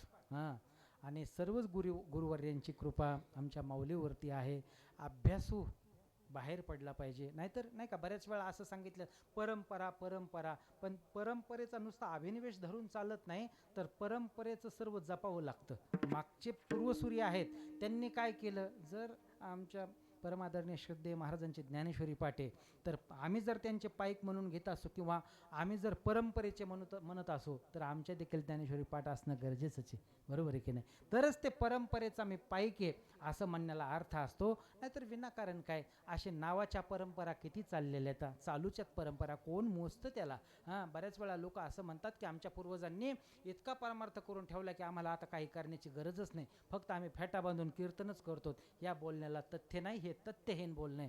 पण खऱ्या अर्थाने महाराजांनी आपण जे घडलोत ती पुढची पिढीही चांगली घडली पाहिजे. आणि खऱ्या अर्थाने जे जोग महाराजांना अभिप्रेत आहे, जे ज्ञानोबा आहे तुकोबारायांना अभिप्रेत आहे, तशाच पद्धतीची पिढी घडवणं गरजेचं आहे. 1000 शिष्य तयार करायचे आणि 1000 शिष्याचं पाप माथ्यावर घ्यायचं, त्याच्यापेक्षा एकच असा माणूस तयार करायचा की त्यांनी महाराष्ट्राचा अंधकार दूर केला पाहिजे. अशा पद्धतीनं महाराज काम करतायत. असो महाराजांच्या चरणी बस विनम्र भावाने अभिवादन. ही सर्वच मंडळी गुणी मंडळी या ठिकाणी आहेत, त्यांच्या चरणी खूप खूप अभिवादन. आदरणीय मृदुंगाचार्य महाराज, आपण देवरूप श्रोते, आमचे काका, माता भगिनी, यूट्यूब चॅनल, उत्कृष्ट माईक सिस्टेम आणि आमच्यासोबत आज आवर्जून आलेले आमचे गजूभाऊ असतील, भरतभाऊ, ही सर्वच मंडळी सर्वांच्या चरणी विनम्र भावाने अभिवादन करायचं आणि सेवेला याच ठिकाणी विराम द्यायचा. किंबहुना तुमचे केले धर्म कीर्तन सिद्धी नेले, एथ माझे जीव उरले पाय पण ज्ञानेश्वर महाराज ज्ञानेश्वर माऊली, ज्ञानेश्वर माऊली.